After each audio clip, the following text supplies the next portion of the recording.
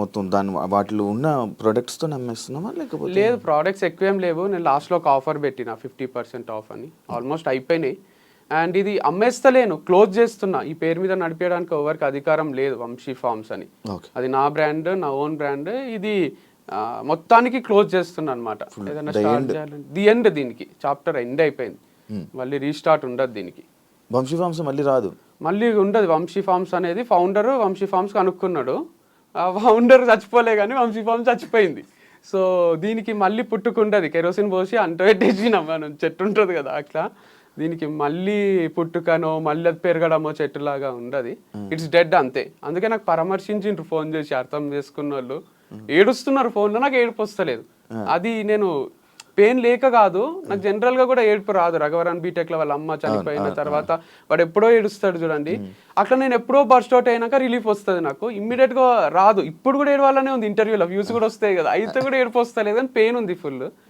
So మా mummy అయితే చాలా నాన్ స్టాప్ ఏడ్చింది. మొన్న ఊర్లో ఉంది అక్క వాళ్ళ దగ్గర గుంటూరులో.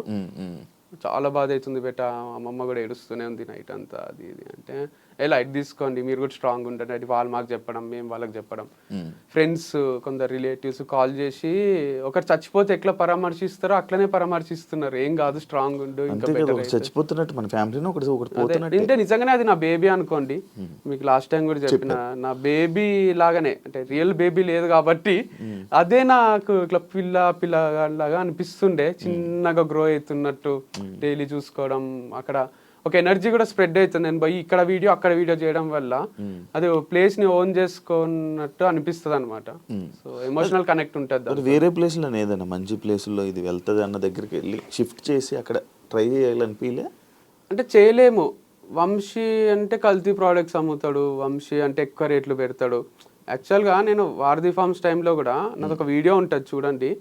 నా కాన్సెప్ట్ అంతా వేరుండే. Organic products at affordable prices ఉండే.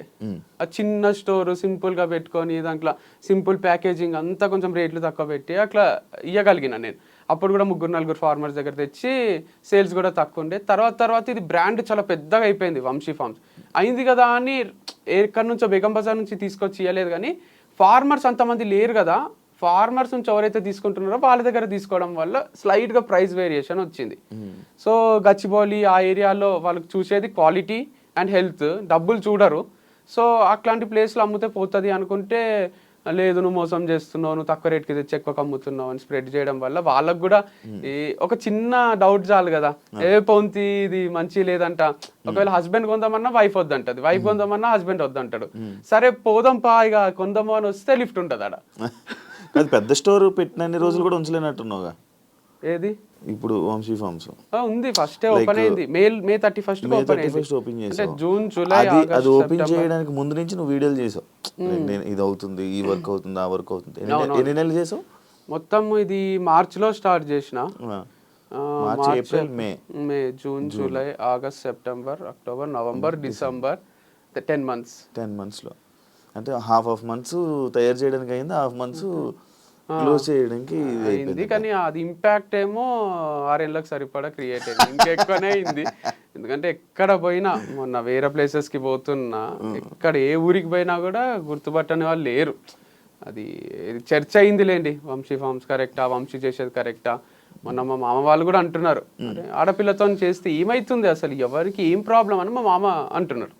అంటే తప్పేముంది, గర్ల్తో చేయరాదు అని ఇక్కడ రాజ్యాంగంలో రాసి ఉందా అసలు? ఎందుకు కాదు మరి ఆ అమ్మాయి ఎందుకు పగబట్టింది మీద? దాని తర్వాత మళ్ళీ ఒక ఇంటర్వ్యూ కూడా పడినట్టుంది. ఎవరు ఇచ్చిండ్రు? ఇంకొక అమ్మాయి, ఏ అమ్మాయి? రిపోర్టర్, లైక్ ఆమె యాంకర్. పగేం పట్టలేదు ఇక, వాళ్ళకి ఏదో ఉంటది కదా, అంటే ఏదో ఒక వ్యూస్ కోసం. ఇష్యూ ఏం కాలేదు అసలు. అప్పుడు మనం మాట్లాడుకున్నదే, యాంకర్స్ ఎందుకు ఓవర్ ఎక్సైట్ అవుతున్నారు, వంశీ ఇట్లా తిరుగుతాడా, వంశీ ఇట్లనా అట్లనా అని ఎందుకు అంటున్నారు, వాళ్ళకి ఏమైనా చూసిండ్రా మన దగ్గర నుంచి, ఒకరు చెప్తే నమ్మేస్తారా అని. అట్లా అనేసరికి వాళ్ళకు మమ్మల్ని కూడా ఏదో అంటున్నారు అని వాళ్ళు ఇక మళ్ళీ ఇంటర్వ్యూలు చేసుకున్నారు అంతే. అర్పిత అనేది తీసుకుని రావడం జరిగింది రీసెంట్గా. ఆమె నేను అడిగా, లైక్ నేను పర్సనల్గా కూడా అడిగాను, ఆఫ్ కెమెరా అడిగా, ఆన్ కెమెరాలో కూడా అడిగాను. సేమ్ ఆన్సర్, కరెక్ట్గా ఉంటాడు వంశీ ఇది అది అని కరెక్ట్గా అని చెప్పింది. బట్ ఆమె ఇంకా ఎక్స్ప్లెనేషన్ కరెక్ట్గా ఇవ్వలేకపోయిందేమో.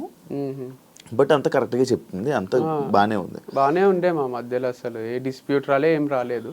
నేను ఒకరోజు డబ్బులు లేక చెప్పిన ఇది కూడా, అదే డబ్బులు లేవు అర్పిత నీకు ఇయ్యలేను ఆపేద్దాం వీడియోస్ అని ఇద్దరికి చెప్పిన, శ్రవంతికి అర్పితకు. అర్పిత సరే అన్నది. శ్రవంతి సరే లేట్గా ఇచ్చినా సరే నాకు కొంచెము టైం తీసుకొని ఇవ్వండి అన్నది. అందుకు ఇంకొన్ని వీడియో చేయగలిగిన, టైం తీసుకొని ఇస్తాము అని ఉద్దర పెట్టిన తన దగ్గర.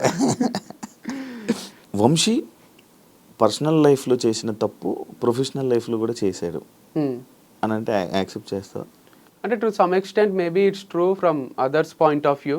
బట్ నేనైతే every day in day out పని తప్ప వేరే ధ్యాస లేకుండే. నాకు పని చేస్తూనే ఉన్నా, మీరు అబ్జర్వ్ చేస్తే కూడా ఒక్కరోజు కూడా వీడియో రాకుండా లేదు. అంత ఈజీ కాదు కంటెంట్ క్రియేట్ చేయడం. సో పర్సనల్ లైఫ్ లో కూడా నేను ఏ తప్పు చేయలేదు. స్ట్రాంగ్ గా నేను నమ్ముతాను, నాకు చుట్టూ ఉన్న వాళ్ళకి కూడా తెలుసు. అండ్ ఇది ఎట్లా జరుగుతుందంటే, నేను ఈ మధ్యన బిలీవ్ చేసేది అన్ని మన చేతిలో లేవు. అంతా మనం రైడ్ చేసుకుంటూ పోయినా ఎక్కడి నుంచో ఏదో ప్రాబ్లం వచ్చి మనం సఫర్ అవుతాం అనమాట. అట్లే సఫర్ అయింది నా పర్సనల్ లైఫ్, ప్రొఫెషనల్ లైఫ్ రెండు జీరో గానికి రీజన్ మొత్తం నేనే కాదు, అది చాలా మంది ఇంపాక్ట్, చాలా మంది ఇంటర్ఫియరెన్స్ ఉంది దీంట్లో. సో చాలా మంది నన్ను ఓన్ చేసేసుకున్నారు. ఎంత ఓన్ చేసుకున్నారు అంటే, ఇప్పుడు నేను తాగొస్తే ఇంటికి నైట్ డాడీ తిట్టిండు అనుకోండి, అది డాడీ వరకే. ఇప్పుడు నేను తాగేది, అమ్మాయితో తిరిగేది అంత డాడీ ఒక్కడే కాదు, నాకు మొత్తం లోకమంతా డాడీ అయిపోయిండ్రు. మొత్తం ఇంత మంది నా పైన ఎగబడి నువ్వు ఇక్కడ చేస్తే కరెక్ట్, నువ్వు ఇది చెయ్యాలి అని ఒక టీచరు, ఒక ఫాదరు, ఒక పేరెంట్ లాగా, ఒక టీచర్ లాగా నన్ను ఇట్లా వేలు పెట్టి చూపిస్తున్నారు. ఎవ్వరికి ఏం ఎఫెక్ట్ అయితే లేదు. మళ్ళీ ఎఫెక్ట్ కాందే you have to travel in this way, this manner అని చెప్తున్నారు. సరే నాకు మంచినే ఉన్నా, నన్ను వదిలేసేయండి, నేను హ్యాపీగానే ఉన్నా, హ్యాపీనే పని చేసుకుంటున్నా అన్న.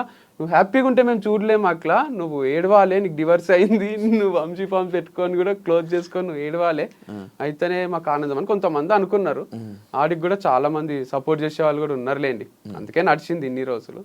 కాకపోతే కొందరికి ఆ రోల్ తీసుకోబుద్ది అయింది, ఫ్యామిలీ మెంబర్ రోల్, నాకు సాక్షించే రోల్. సో ఎందుకు అట్లా చాలా ఓన్ చేసుకున్నారు లేండి. నన్ను బయట కూడా వంశీ గారు అన్నారు, వంశీ సార్ అన్నారు, ఏమన్నారు, హే వంశీ, హాయ్ వంశీ అనే పలకరిస్తారు. వాళ్ళకి రోజు చూసి వాళ్ళ ఇంట్లోనే ఉంటున్నా నేను అన్నట్టు అనిపిస్తుంది అనమాట. వేరే వాళ్ళు షాక్ అవుతారు, మా ఫ్రెండ్స్, నీ ఫ్రెండారా ఆయన, ఏంది వంశీ హాయ్ అంటాడు అంటే, అంతే అందరు అట్లే పలకరిస్తారు ఫామ్కి వచ్చిన వాళ్ళు కూడా. కాదు, ఏదైనా ఇంకొక ఈ ఫేమ్తోని వేరే బిజినెస్ ప్లాన్ చేస్తూ చేయడానికి ప్లాన్ చేయడం వల్ల లైక్ ఇది ఆపేస్తున్నావు అని కూడా మైండ్లో. నేను కమెంట్స్ ఏం చదవలేదు వీడియోకి కూడా, అట్లేం లేదు, అట్లా ఐడియా ఉండింటే బాగానే ఉంటుండే, ఏం ఐడియా లేదు. సో యాజ్ ఆఫ్ నవ్ అయితే 1 వీక్ నుంచి బ్రేక్ లోనే ఉన్నా. నెక్స్ట్ ఏం చేయాలనేది అయితే ఎవరైనా క్వశ్చన్ అడిగినా కొంచెం ఇరిటేషనే వస్తుంది. జాబ్ వదిలేసి ఇంట్లో కూర్చుంటారు చూడండి, అట్లే ఉంది పరిస్థితి. సో ఖాళీ ఉన్నా, ఎందుకంటే వైఫ్ తో స్పెండ్ చేద్దామంటే వైఫ్ లేదు, ఫార్మ్స్ తో స్పెండ్ చేద్దామంటే ఫామ్ లేదు. ఎవరితో స్పెండ్ చేయాలన్నా అందరికి భయం సృష్టించిండ్రు కొంతమంది, వంశీతో జాగ్రత్త అని కూర్చొని చూపిస్తారు చూడండి. సో అట్లా ఒక మనుషులల్లో ట్రావెల్ చేద్దామన్నా ఒక నాకే కన్ఫ్యూజన్ ఉంది. ఇంట్లో కూర్చుందామంటే డిప్రెషన్ వస్తుంది. సో ఇంటర్వ్యూ రూమే బాగుందని ఇంటర్వ్యూ ఇస్తున్నా. అందరినీ మోటివేట్ చేసే మీరు ఈ విషయంలో లైక్ ఇప్పుడు ఏదైతే మీ లైఫ్లో జరుగుతుందో అందులో ఫెయిల్యూర్ అయ్యారు, దీన్ని మీరు ఏం చెప్పాలనుకుంటున్నారు? దీంట్లో గ్రేట్ లైఫ్ లెసన్ ఉంది. నాకే కాదు, నా గురించి మాట్లాడిన వాళ్ళకి అందరిది ఒక చాప్టర్ లాగా తీసుకుంటే ఇంతకన్నా మోటివేషన్ ఒకటి ఉండదు. అంటే చెప్పాల్సిన అవసరం లేని మోటివేషన్. ఒక పర్సన్ హైలో స్టార్ట్ అయ్యిండు, మ్యారేజ్ వీడియోస్, మ్యారేజ్ అవి ఫుల్ వ్యూస్ వస్తుండే, మా ఫోటోలకు ఫుల్ లైక్స్ వస్తుండే. తర్వాత డివర్స్ అయినాక నువ్వు వేస్ట్ గా, నువ్వు అది ఇది హీరోలా చూసిన వాళ్ళే జీరోలా చూసిండ్రు. మళ్ళీ ప్రొఫెషనల్ గా కూడా అందరు హీరోలా చూసిండ్రు, లాస్ట్కి జీరోలా చూసిండ్రు. నేను ప్రొఫెషనల్ గా జీరో అయితే సెలబ్రేట్ చేసుకుందాం అనుకునే వాళ్ళు కూడా బాధపడ్డారు. మీరు కమెంట్స్ లో నాకు మా అన్న 1-2 చెప్పిండు, నన్ను బాగా నెగిటివ్ చేసి నన్ను వీడు నాశనం అయిపోవాలి, వీడు అమ్మాయిలతో తిరుగుతుండు అది ఇది అనుకున్న వాళ్ళు కూడా అరే మా వల్లనే ఏమన్నా క్లోజ్ అయిందా అని బాధపడుతున్నారు. అంటే దీంట్లో ఏముందంటే లెసన్, ఒక ఎంపైర్ కూలిపోవాలంటే వాళ్ళే తప్పు చేయాల్సిన అవసరం లేదు, చుట్టూన్న వాళ్ళ తప్పుల వల్ల కూడా దాన్ని కూల్చేయచ్చు. వెన్నుపోటు అంటారు కదా, సో ఇది ఒక పెద్ద వెన్నుపోటు లాంటిది. ఇది నన్ను నేను ఊరేసుకొని చచ్చిపోలే, నేను వెనుక నుంచి వచ్చి కుచ్చి చంపినట్టు ఇది. సో నన్ను ఏం చేయలేక నా ఫార్మ్స్ ని చేసేసిండ్రు అని, అది కూడా హార్ట్ బ్రేకే. అంటే చాలా చాలా సెన్సిటివే ఇది, ఎందుకంటే లక్షల లక్షల అప్పు ఉంది ఇది, అంటే చాలా అప్పు ఉంది. వాళ్ళందరూ అడుగుతున్నారు, వాళ్ళకి ఏం చెప్పాలో అర్థం కాదు, టైం తీసుకుంటున్నా. అండ్ దాంతోపాటు నెక్స్ట్ ఇన్కమ్ సోర్స్ ఏది లేదు నాకు, అందుకే ఇంత బాధపడుతున్నారేమో పేరెంట్స్ కూడా. అండ్ నా ప్లేస్లో ఉంటే వేరే వాళ్ళు సూసైడ్ చేసుకునే ఛాన్సెస్ ఎక్కువనే ఉండే. నేను బయటికి నవ్వుతున్నా కానీ చాలా సఫకేటింగే ఉంది. నేను ఎట్లా ఓవర్కమ్ చేసి బతకాలి కాబట్టి, ఇంకా ఫ్యూచర్ ఉంటది కాబట్టి, ఆ పాట ఉంటది కదా, కేర్ ఆఫ్ కంచెరపాలెంలో, రేపే టౌన్ చూడాలంటే నీవునికి ఉండాలి కానీ, సో రేపేం అవుతుందో చూడాలంటే మనం ఉండాలి కదా. అందుకు గుండె ధైర్యం ఒక్కటి ఉంది, ఇంకేం లేదు నా దగ్గర. అసలు ఆస్తులు కూడా లేవు. ఆస్తులు అని ఉంటే ఒక 2 ఎకరాలు అమ్మేసి అందరికి తీర్చేస్తుంటే అని, ₹1 ఆస్తి లేదు, అప్పులు తప్ప ఏం లేవు. దాంతోపాటు నెగటివిటీ కూడా ఉంది. అవును, మరి ఈ నెగటివిటీతో మళ్ళీ వేరే బిజినెస్ చేయలేదు కదా, ఒకవేళ ఇది చేసినా కూడా మళ్ళీ అదే నెగటివిటీ స్టార్ట్. అంటే కంప్లీట్ లేదు కదా, 100 లేదు, 50-50 ఉంది. 50 మెంబర్స్ వంశీ హైలైట్ అంటారు, 50 మెంబర్స్ వంశీ వేస్ట్ గాడు అంటారు. సేమ్ బిగ్ బాస్ లా దాంట్లో ఉంటుంది చూడండి, కొంచెం అట్లుంది. యునానిమస్ గా లేదు, కాకపోతే నేను అంత క్లాసులలో అక్కడ యునానిమస్ చూస్తుంటే, 100 మంది పిల్లలు ఉంటే 98 మంది సార్ హైలైట్ చెప్తాడని మంచి అట్లుంటుండే. కాదు, ఇప్పుడు నువ్వు ఏదైనా వేరే బిజినెస్ పెట్టావనుకో, మళ్ళీ ఇదే పోట్లు, ఇవే పాయింట్లు, ఇవే కామెంట్లు, ఇదే బ్యాడ్ చేస్తే ఏం చేస్తావు? అందుకే ఆలోచిస్తున్నా వెనకాలండి నడిపియాలా అని. నేను ఆన్ స్క్రీన్ రాకుండా దాచుకొని వెనకాల ముందు వేరే ఫేస్ ని పెట్టి వేరే హీరోనో హీరోయిన్ అట్లా చేయాలి. లేదా ఇదంతా వద్దు అనుకొని వేరే ఏదైనా జాబ్ చేయొచ్చు, లేదా ఇంకో వ్యవసాయం కనపడకుండా చేయొచ్చు. అంటే జాబ్ అంటే ఫ్లెక్సిబుల్ గా మనకు తగ్గట్టు ఏదన్నా నెలకు 5 లక్షలు ఇచ్చిండ్రు అనుకోండి, 8 గంటల జాబ్ ఉంది అనుకోండి, చేయగలను. అంటే అప్పులు తీర్చేంత వరకు చేసేస్తా. సో అది ఒక 2 years చేసి అప్పులన్నీ తీర్చి తర్వాత ఏదైనా స్టార్ట్ చేసుకుంటా. నెలకు 5 లక్షలు 2 years పని చేయాలి, అప్పుడు తీర్చదు అప్పు. అందుకంటే 60 లక్షలు దాంట్లో ఒక 10 లక్షలు నా ఖర్చులు పోయినా ₹1 అప్పు అనేది తీరిపోతుంది. ₹1 ఉంది అప్పు ఆల్మోస్ట్ ఉంది. సో 50 లక్షలు వరకు ఒక్క ఇన్వెస్టర్కే ఉంది, ఇంకా కూడా లక్షలు ఉన్నాయి వేరే వాళ్ళకు. బాగానే అయినాయి కానీ ఏమో దీని వల్ల ఏమైనా వచ్చే ఉన్నాయి ఇప్పుడు ఈ సేల్? ఏం లేవు, చిల్లర పైసలు రావడమే. ఓనర్ ఒకటి ఏమైనా అడ్వాన్స్ తిరిగిస్తే అది హెల్ప్ అవుతుంది. 6 నెలలు అడ్వాన్స్ ఉంది వాళ్ళ దగ్గర, 1 నెల నేను ఇయ్యలేదు, ఇంకో 5 నెలలు ఉంది. వాళ్ళు కూడా ఏమో అంటున్నారు, చూడాలి. మరి అది 5 నెలలు ఉన్నది అంటే నడిపించాల్సింది ఒక 5 నెలలు అలాగా. అట్లా ఒప్పుకుంటలేరు, ఇయ్యో నడిపియో అంటున్నారు.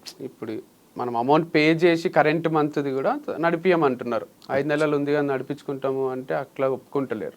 మీ పేరెంట్స్ లైక్ డౌట్ జనరల్గా, లైక్ ఇప్పుడు మీ పర్సనల్ లైఫ్లోనే ఫెయిల్ అయ్యి మళ్ళీ ప్రొఫెషనల్ ఇలా ఫెయిల్ అయ్యి ఇలా మీ ఫ్యామిలీ మెంబర్స్ కానీ మీ పేరెంట్స్ కానీ ఏం రియాక్ట్ అవుతున్నారు, ఏమంటున్నారు అని? అంటే it's not over until it's over. వాళ్ళకు కూడా తెలుసు వంశీ చాలా strong character, hill bounce back strongly అని అందరూ నమ్ముతున్నారు, జనాలు కూడా నమ్ముతున్నారు. ఎందుకంటే ఒక చాప్టర్ ఎండ్ అయింది. బుక్ అంటే ఒక చాప్టర్ కాదు కదా, 100 చాప్టర్లు ఉంటాయి, దాంట్లో ఒక చాప్టర్ ఎండ్ అయితే ఎండ్ కాదు కదా. కాకపోతే ఫెయిల్ అనేది కూడా ఫస్ట్ అంతా సక్సెస్, తర్వాత అంతా ఫెయిల్, మళ్ళీ సక్సెస్, మళ్ళీ ఫెయిల్, మళ్ళీ ఒకటి స్టార్ట్ చేసి ఈసారి ఇక ఫెయిల్యూర్ లేకుండా ఎండ్ వరకు దీన్ని తీసుకుపోవాలన్నమాట. ఏదన్నా మనం అనుకుంటే అవుతుందా? కాదు, కానీ అనుకోవాలి కదా, అనుకోకుంటే అసలే కాదు, స్టార్టే కాదు. కాకపోతే ఇది ఒకటి ఉంది గట్టిగా నాకు అర్థమైంది ఏంటంటే, నేచర్ ఒకటి ఉంది. మనము మంచిగా ఏదైనా చేస్తుంటే ఏదో ఒక డిస్టర్బెన్సెస్ క్రియేట్ అవుతున్నాయి, అంటే మన ప్రమేయం లేకుండానే అవుతున్నాయి. యాక్సిడెంట్ లాగా ఉందన్నమాట ఇది. సో అట్లాంటి యాక్సిడెంట్లు చాలానే జరుగుతున్నాయి. అప్పుడు అనిపిస్తుంది, అరే దేనికోసమో ఏమేమో చేస్తున్నాం, అంత క్యాల్కులేటెడ్గా బతుకుతున్నాం, కానీ ఏదో ఒకటి వచ్చి ఎఫెక్ట్ కొడుతుంది. ఏం చేయాలో అని కూడా ఒక్కొక్కసారి అనిపిస్తుంది. అంటే నిజంగానే దేవుడు ఉన్నట్టున్నాడు, పవర్ ఉన్నట్టుంది, నేచర్ ఉన్నట్టుంది, అది మనల్ని చూస్తుంటదేమో, దిష్టి తగులుతుందేమో. అందరూ మొన్న ఒకసారి సాంగి టెంపుల్ పోతే నాకు అసలు వీటిపైన పెద్ద నమ్మకం ఉండకుండే, చిలక జ్యోతిష్యం చెప్తారు కదా, ఆయన అది కార్డు తీసి చిలక జ్యోతిష్యం చెప్తున్నాడు. చూసి నాకు పెళ్ళైన విషయం చెప్తున్నాడు, నాకు డివర్స్ అయిన విషయం చెప్తున్నాడు, మీకు మళ్ళీ 2సారి పెళ్ళి అవుతుంది అంటున్నాడు. చాలా ఒకసారి అని అందం అనుకున్నా, వీడియో చూసి చెప్పాడు, అదే అనుకున్నా ఫ్యాన్. కానీ ఆయన అసలు చాలా ఏజ్డ్ పర్సన్ ఉన్నాడు, ఆయన ఏం గుర్తుపట్టినట్టు లేడు, వెరైటీ ఉన్నట్లేండి. ఆయన ఫ్యాన్ అయితే అర్థమైపోతుండే. ఆయన అదొకటే కాదు, ఇంకా వేరే కూడా నిజాలు చెప్తున్నాడు. ఇక ఇంది ఇంత పవర్ ఉంటుందా అంటే, వేరే వాళ్ళ పక్కన వాళ్ళ ఫ్రెండ్స్ అంటున్నారు దాంట్లో ఏదో ఫార్ములా ఉంటదంట, రాశులు అవి సరే. అది పోని మహాబలేశ్వర్ పోయినా, ఆడ చెయ్యి చూసి ఆయన నాకు ఎవరి వల్ల ప్రాబ్లమ్స్ వస్తాయి, ఏమైతుంది, నీ దగ్గర అందరు డబ్బులు ఉన్నాయి అనుకుంటారు కానీ నీ దగ్గర లేవు అని north Indian palmist same Prabhas లాగా చెయ్యి చూసి మొత్తం చెప్తున్నాడు ఇట్లా కళ్ళ కట్టినట్టు నువ్వు మనసులో ఒక నంబర్ అనుకో, నువ్వు మీ అమ్మ పేరు అనుకో, ఏ నంబర్ అనుకున్నావు నేను చెప్తా అని నేను మనసులో అనుకున్న నంబర్ అయినా బయటికి చెప్తున్నాడు. ఇక అంతకన్నా విచిత్రం ఉంటుంది. మళ్ళీ నంబర్ ఏదో 1 to 10 కూడా కాదు, 1 to 30 మధ్యలో ఒక నంబర్ అనుకో అని నేను చెప్తా అంటున్నాడు మనసులో. లిప్ రీడింగ్ లేదు, ఏం లేదు. అట్లాంటివి ఒక 5-6 విషయాలు చెప్పిండు ఆయన. అప్పుడు ఈ జాతకాల మీద దీని మీద ఇదంతా నిజంగా ఉన్నట్టుంది, వీళ్ళు చాలా పవర్ఫుల్లే ఉన్నారు. రాధేశ్యామ్ అని సినిమా తీసిండు కదా, అది నిజంగానే ఉన్నట్టున్నాడు. అట్లాంటి ఫేమస్ పామిస్ట్ అని అనిపించింది. చేతి రాతలు తలరాతలు మంజునాథ సినిమాలైనా కనిపిస్తుంది చూడండి, ఇటు చస్తాడు నెక్స్ట్ అని. అట్లా ఉన్నారు ఆ పవర్ కనుక్కునేటోళ్ళు, ఫ్యూచర్ ప్రెడిక్ట్ చేసేటోళ్ళు ఉన్నారు అనమాట. పాస్ట్ చెప్తున్నారు, ఫ్యూచర్ చెప్తున్నారు వాళ్ళు. నీకు రాధేశ్యామ్ సినిమా నచ్చుతుందా? కొంచెం నచ్చింది, ఎండింగ్ అదంతా కూడా నాకు బాగా అనిపించింది. ఫ్లాప్ అయింది కానీ ఫ్లాప్ అయింది కానీ సమాజం యాక్సెప్ట్ చేయదు మనకి సినిమా నచ్చిందంటే. యాక్సెప్ట్ చేయదు, కాకపోతే అది